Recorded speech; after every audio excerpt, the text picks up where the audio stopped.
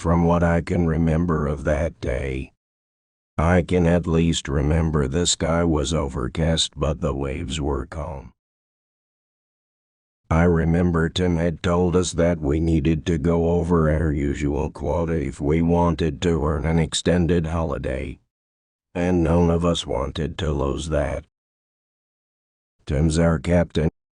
Was our captain, if that's important.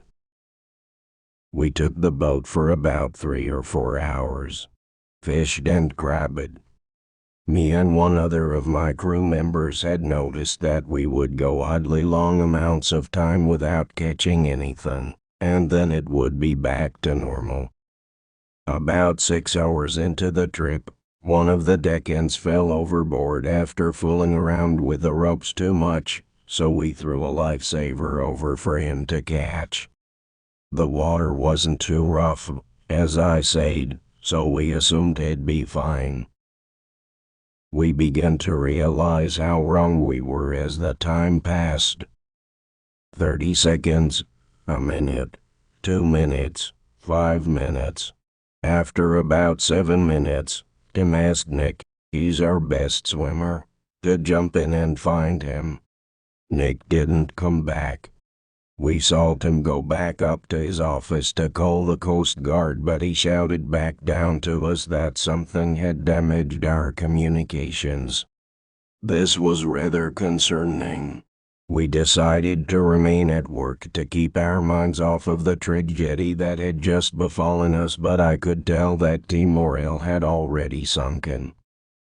We heard the first scratches at about 7:20 p.m. Lasted about 6 seconds.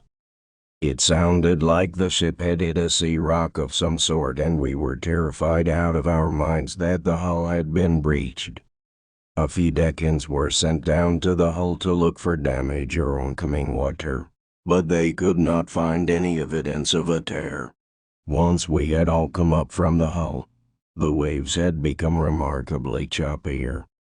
And about then was when we saw something in the water.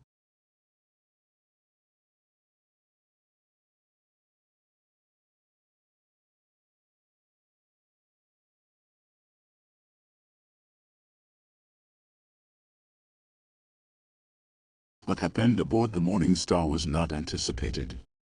The agency had no indication of dangerous rogue wildlife, or turbulent weather conditions, or otherwise that would have deemed an excursion hazardous.